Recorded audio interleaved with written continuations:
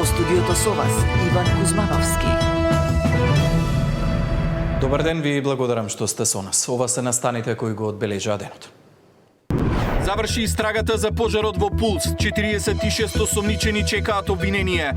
Бугарскиот парламент со апсолутно мнозинство потврди дека нема отстапки од условите за Македонија. Българија ще продолжи да спазва споразумението од 2022 година.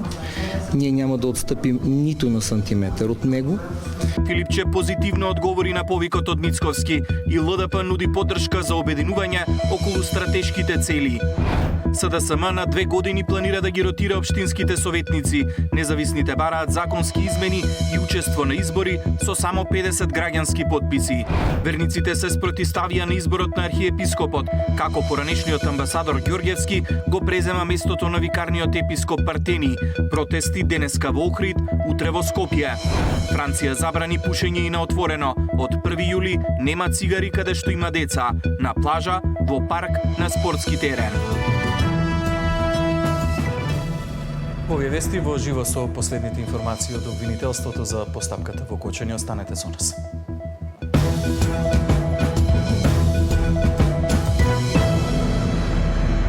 Јавното обвинителство ја заврши истрагата за пожарот во дискотеката Пулс во Кочани. По 2,5 месеци утврдени се околностите поради кои се случи една од најголемите трагедии и осомничени се вкупно 46 лица.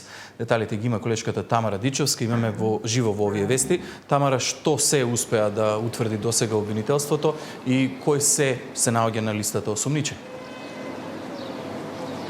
Да, со 46 осомничени лица заврши истрагата која што ја води основното јавно обвинителство Скопје.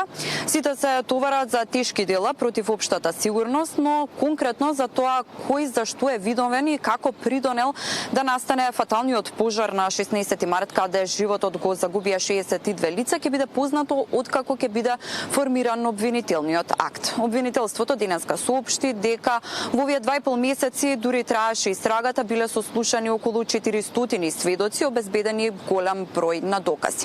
Иако најавите на обвинителот Коцевски беа дека истрагата би требало да заврши кон средината на јуни, кога и законски предвидениот рок од 3 месеци, таа сепак заврши пред тој предвиден рок, но сепак во обвинителството за гонење организиран криминал се уште трае истрагата за оние осомничени 14 полициски службеници.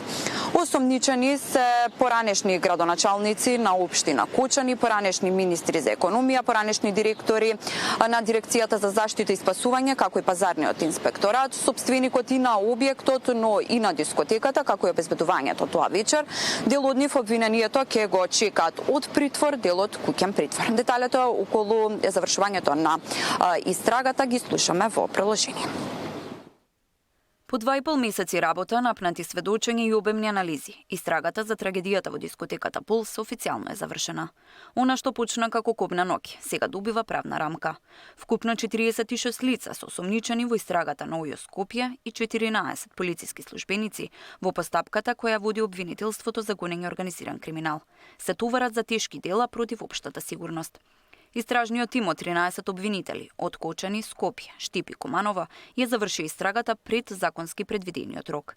Работеа издаваа наредби за прибирање на докази, документација, вештачење од обдукциите за да се утврдат причините за смрт на починатите. Се вршеа и градежни вештачења, безбедносни стандарди, како и начинот на настанување и ширење на пожарот. Извршени се распити на околу 400 сведоци оштетени, а испитани се и осомничените. Од бројни електронски уреди, компјутери и мобилни телефони се вршеше извлекување и анализа на податоци кои се вкрстуваа со останатите информации добиени во текот на истрагата. Во однос на работата и функционирањето на клубот, проверки по насока на јавен обвинител вршеше и управата за финансиска полиција, соопшти од ОЈО Скопје. Следниот период течат роковите каде одбраната може да предложи своји докази. Доказите за полициските службеници пак ќе бидат доставени до обвинителството за гонење организиран криминал, каде истрагата се уште е во тек. Осомничени за пожарот во дискотеката на 16 март, каде загинаа 62 лица, се тројцата поранешни градоначалници на Кочани, кои раководеле со општината од отворањето на дискотеката до денот кога изгоре. Ефективниот притвор им беше заменет со куќен притвор. Осомничени се и поранишните министри за економија за издавање на лиценци на дискотеката, иако не ги исполнувала условите. Во куќен притвор се екс-министрите Беким Незири и Валјон Сарачини, како и Кришник Бектеши, откако ефективниот притвор му беше заменет со куќен притвор. Во куќен притвор и поранишниот директор на пазарниот инспекторат Горан Трајковски, како и поранишните директори на дирекцијата за заштита и спасување. Осомничени во притвор, како и со мерки на предпазливост, се и сопственикот на дискотеката, сопственикот на објектот, обезбедувањето таа вечер, полициски службеници. Доколку од анализите или од други докази се утврди одговорност и кај други лица, обвинителството соопшти дека ќе постапува согласно своите надлежности. Тамара Дичевска, Сетел телевизија. Специјалистичките тимови прегледале 140 од околу 190 пациенти од повредените во дискотеката Пулс. Според препораките од британските експерти, поделени се во 5 групи во зависност од потребите како и каде ќе се лекуваат. Неголемиот дел од нив ќе се лекуваат во болницата во Кочани, а според најавите од Фондот за здравствено осигурување, Кочанската болница ќе биде засилена со кадар. 9 од потешко повредените се уште остануваат на лекување во странство. Какви повреди имаат, како да продолжи лекувањето и колкумина од повредените во дискотеката Пулс во Кочани имаат потреба од рехабилитација. Здравствените власти ќе имаат прецизни информации до крајот на неделата. До тогаш треба да заврши поединечната евалуација на оние кои биле хоспитализирани во странство, но и во домашните болници. До сега специјалистичките тимови прегледале 140 од околу 190 пациенти. Според препораките од британските експерти, тие се поделени во 5 групи, во зависност од состојбата, како и каде понатаму ќе се третираат, бидејќи неголемиот дел од повредените одат на преварски и рехабилитација во Кочанската болница. Установата ќе биде засилена со кадар. Физијатри, физикални терапевти од Козле и 8 септември ќе почнат да одат од следната недела во Кочани да помагаат на кочанските физиотерапевти, за да не ги носиме повредените во 8 септември и во Козле. И во основа ќе се зголемат бројовите на посетите од клиниката за пластична хирургија. Во моментот директорката на пластична хирургија е во болницата и вршат преглед. Неколку од повредените кои беа на лекување во Софиската болница Пирогов сакале повторно таму да го продолжат лекувањето. Ние сме во комуникација со Пирогов за да ги чистиме и појасниме некои детали околу натамошниот третман и немаме законски или друг проблем, ниту било каков проблем да тие продолжат да бидат третирани таму кај што започнале со својот третман. Морам да истакнам дека едно од потешко повредените од Пирогов, чија слика беше објавувана на некои од социјалните медиуми, сепак одлучи да биде третиран на клиниката за пластична хирургија и после 3 или веќе 4 недели веројатно поминуваат, има значително подобрување на неговата состојба со изгорениците. По реакциите на повредените и нивните семејства за лошите услови во Кочанската болница, од владата најавија дека подготвуваат план Кочани 2030, кој ќе ја опфати и оваа здравствена установа. Она што го најави председателот на владата како проект за Кочани 2030 е нешто на кое што навистина размислуваме како да го спроведеме во соработка со Европската унија. Тоа е проект кој што ќе значи реконструкција на болници, изградба на нови спортски сали, меѓутоа за деталите ќе ми оставите време. Се надевам дека кога ќе ги има сите детали, председателот на владата ќе биде прв кој што ќе информира јавност. 2,5 месеци по најголемата трагедија во поновата македонска историја, 9 потешко повредени и понатаму се на лекување во странство. Александар Динев, Сител телевизија. Бугарскиот парламент со апсолутно мнозинство потврди дека нема отстапки од условите за Македонија. Българија ще продолжи да спазва споразумението од 2022 година. Ние няма да отстъпим нито на сантиметър от него. Филипче позитивно одговори на повикот од Мицковски и ЛДП нуди поддршка за обединување околу стратешките цели. СДСМ на 2 години планира да ги ротира општинските советници. Независните бараат законски измени и учество на избори со само 50 граѓански подписи.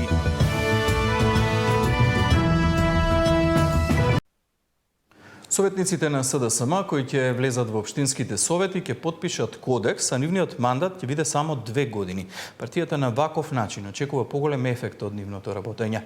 Пред локалните избори, граѓанските организации побараа законски измени за независните кандидати да може да одат на избори со само 50 граѓански потписи.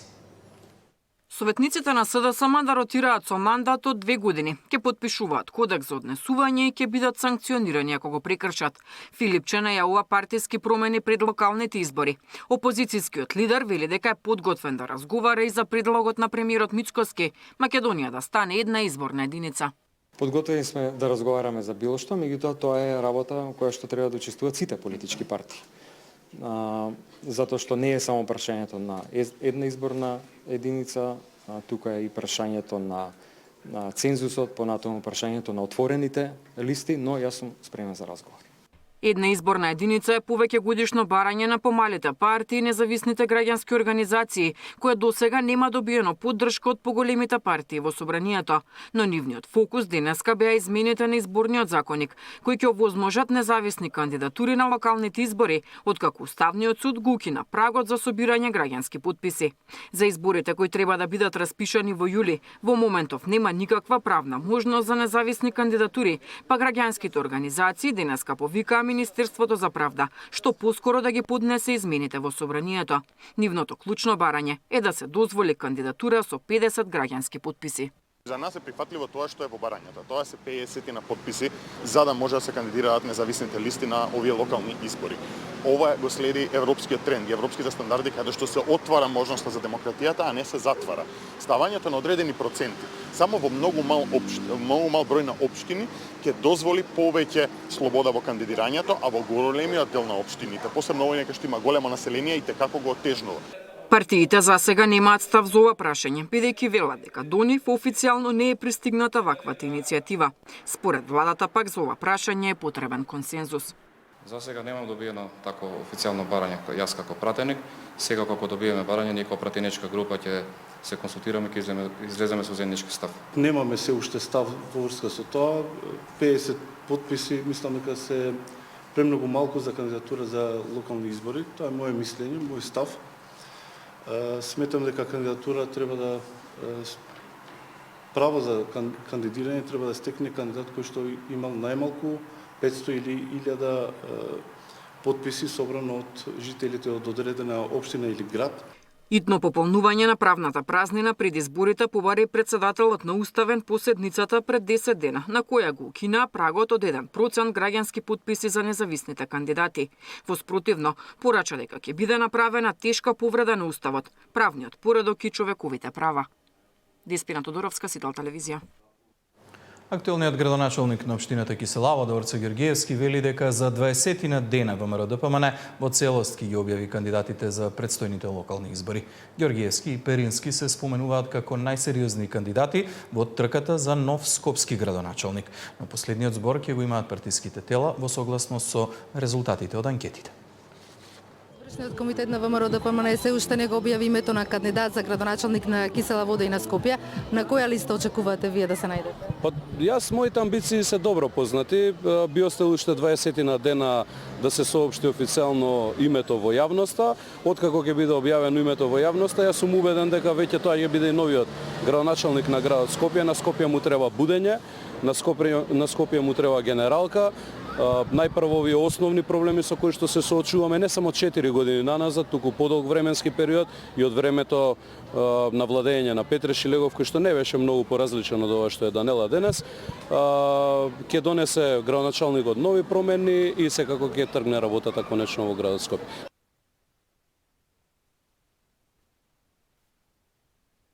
Премиерот Мицкоски денеска е во Будимпешта, како што предмалку објави на социјалните мрежи, остварил средба со Виктор Орбан, а попладнева се обради и на СИПЕК конференцијата која што се одржува во Будимпешта. Доаѓам од Балканот, од држава која што е во срцето на Балканот, со длабоки корени, но и со јасна визија за иднината. Доаѓам од место во кое вековите не научија дека вистинската сила доаѓа од верноста кон вечните вредности, со кои никогаш не сме да се прават компромиси. Живејќи во времења кога лажните наративи се обидуваат да ги избришат или да ги релативизираат нашите национални идентитети, ние сме тука за да го потврдиме спротивното. Патриотизмот не е некаква ретро идеја, туку единствениот пат кон просперитетна иднина.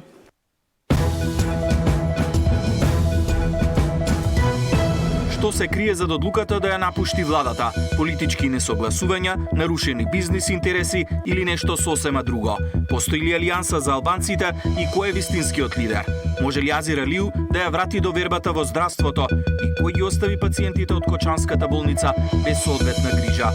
Во тема на денот со Арбен Таравари.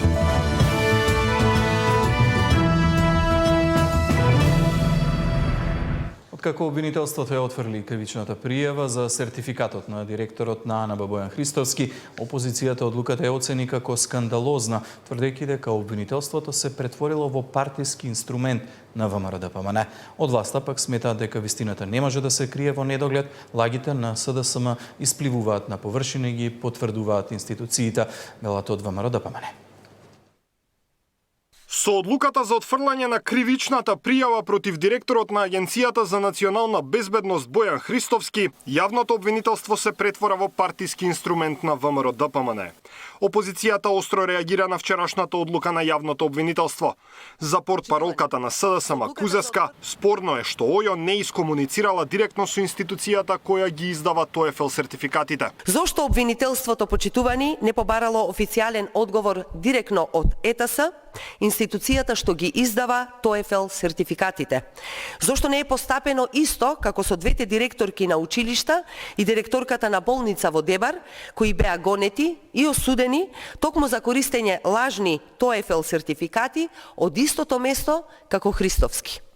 Има судски пресуди за кои одговорите, почитувани, се обезбедени директно од ЕТС и тоа за само неколку денови. Но одлуката на јавното обвинителство за владата и за владеачката ВМРО-ДПМН е исправна. Портпаролката на владата вели дека СДСМ лиферува лажни вести со цел да го дискредитира Христовски. Дури би кажала е вакво судство и обвинителство, кое што е составено од кадрите кои што тие ги оставија, не може да ја сокрие вистината. Односно, вистината денес ке излегува на виделина, а тоа е дека не постојат лажни сертификати по однос на овие изнесени ставови, би кажала, од страна на СДС. И ВМРО-ДПМН е на ставот дека опозицијата е фабрика за лажни вести. Многу е јасно, обвинителството ја отфрли пријавата за директорот на АНБ Бојан Христовски. Со оваа одлука на обвинителството вистината излезе на виделина. Сите лаги на СДС паднаа во вода, велат од таму. Истрагата за сертификатот за TOEFL на Христовски не е единствениот предмет за наводи за фалсификат кој ги тресе безбедносните служби. Антикорупцијска ја проверува и магистерската на првиот човек на Бирото за јавна безбедност. Истражува дали тој магистрирал пред да ја преземе функцијата или потоа, со оглед на тоа што опозицијата обвинува дека не постои јавно достапен податок за датумот на неговото полагање. Не би сакал да влегувам во деталите, овде само и не би сакал да влијам на целата постапка, знам дека има предмет од ДКСК. Мислам дека и подолго време е предметот, се работи на тоа и ги оставам службите да си ја завршат својата работа, а се надам на крајот на денот дека тие што изнесуваат невистини и лаги ќе имат доблест да се извинат. Судот веќе има донесено неколку пресуди за лажни сертификати TOEFL за познавање на англиски јазик добиени токму од Јулија Ко, школото за странски јазици во Пловдив, Бугарија, откаде Христовски го стекнал сертификатот.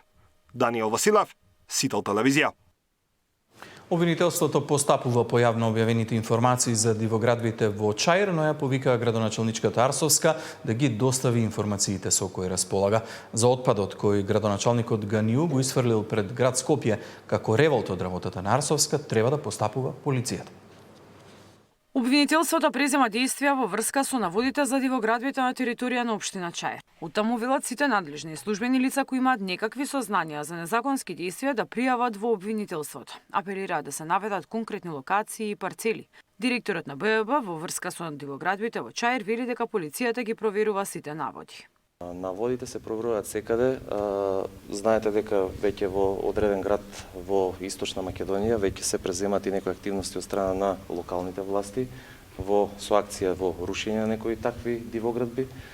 Ние како полиција интензивно работиме, има статистика, таа статистика може да биде јавно достапна, не е тоа никаков проблем во делот на тие дивоградби и секоја организацијска единица во рамките на Министерството за внатрешни работи и во минатото и сега има соодветни поднесоци за дивоградби. Дали е доволно? Останува перцепцијата на јавноста да го каже сето тоа, меѓутоа верувајте дека работиме, но не сме само полицијата единствен орган во државата која што треба да се грижи за јавната безбедност. Тука имате и други институции, други инспекторати кои што треба да си ја вршат својата работа. Скопската градоначалничка Арсовска преку социјалните мрежи објави фотографии од сателитски снимки со кои обвинува дека градоначалникот на Чаир фалсификувал документи и дозволувал бесправни градби во општината. Лик како Вики Ганиу би требало да добие грант од Фонд за иновации кога веќе не добива кривична пријава за над 150 противзаконски опасни дивоградби кои ги кеширал. Ако ги погледнеме двете сателитски снимки од кои првата е од денес, а втората од 2023 година, ќе забележиме дека Ганиу успеал и да најде начин како да патува низ времето. Јавното обвинителство не гледа никаков проблем зграда изградена сега да биде заведена како објект кој е изграден пред 2011 година. Иако очигледно е дека според официјалната снимка на катастар која е направена во 2023 на таа локација нема зграда. Конфликтот меѓу Арсовска и Ганиу трае веќе долго време. Градоначалникот на Чаир во знак на револт заедно со група граѓани истори отпад пред бараките на град Скопје. Ја обвини Арсовска дека не го собира отпадот и дека воопшто градот не инвестира во оваа општина. Полицијата постапила и во врска со овој случај. Директорот на ББ рече дека секој незаконско дејство кое е во нивна надлежност ќе биде санкционирано. Мирена Давидовска, Сител телевизија. Предлогот на архиепископот Стефан Нов, митрополит на Деверско-Кичевската епархија, да биде јеромонах од Георги, поранешниот декан на Богословскиот факултет и поранешен амбасадор, предизвика низа реакции во јавноста. Многумина прашуваат како тој го зазема местото на викарниот епископ Партени. Верниците организираат и протести денеска во Охрид, а утре во Скопје. Предлогот на архиепископот Стефан за нов митрополит на Дебарско-Кичевската епархија да биде јеромонах од Георги предизвика низа реакции во јавноста. Предлогот бил доставен до членовите на синодот, а седницата за избор е закажана за 12 јуни оваа година. Отец Георги е поранешен декан на Богословскиот факултет Свети Климент Охридски и поранешен амбасадор во Ватикан. За монашење на 27 мај, следниот ден е избран за јеродјакон, а денеска за јеромонах. Освен гласот на народот одекна и гласот на стручната фела. Професорот Александар Спасеновски, осврнувајќи се на ова прашање, реагира со статус на Фејсбук на кој пишува дека изборот на нов митрополит на Дебарско-Кичевската епархија треба да биде момент на заедништвото и на радоста, наместо тоа добиваме нетранспарентност, молки една крајна чудна постапка. 6 месеци без ниту едно официјално соопштение, без вклучување на верниот народ и на крај само еден кандидат предложен во последен можен момент. Македонската православна црква Охридска архиепископија има устав. Во член 73 јасно се наведува: епископ се избира од редот на монаштвото кој не е помлад од 30 и не е постар од 60 години. Има богословско образование и го краси добар глас помеѓу верниците и свештенството. Владиката Партени не само што ги исполнува критериумите, туку тој на свој начин сведочи за нив со години. Ретки се монасите што со толкава посветеност останале на едно место и уште поретки се духовните водачи чие дело се гледа и во црквата и надвор од неа. Неговото присуство е веќе длабоко впишано во животот на Дебарско-Кичевската епархија. Овој избор нема да помине без последици, не само затоа што се заобиколува владиката, туку и затоа што процесот беше затворен, нетранспарентен и уште полошо неискрен и злонамерен, пишува Спасеновски. Инаку подржувачи на епископот Партени од Охрид денеска на градскиот плоштад ќе одржат мирен собир во знак на поддршка и благодарност за неговото духовно, културно и општествено влијание и придонес во развојот на Дебарско-Кичевската епархија. Нина Аритоновска, Сител телевизија. Директорот на Агенцијата за храна и ветеринарство Оливер Миланов на 92-то Генерално собрание на Светската организација за здравствена заштита на животните бил назначен за делегат на Генералното собрание и представник на државата во Светската здравствена организација за заштита на животните, информира од АХВ. Светското собрание на делегати, како што информираат од агенцијата, на собранието усвоило административни и технички резолуции и спровело избори за пополнување на слободните места во некои од управните тела на организацијата. делегацијата, да се биде препознат како дел од успешната група на лидери за здравствена заштита на животните е исклучителна привилегија, но и одговорност, изјавил Миланов, кој со делегацијата од АХВ учествуваше на 92-то генерално собрание во Париз.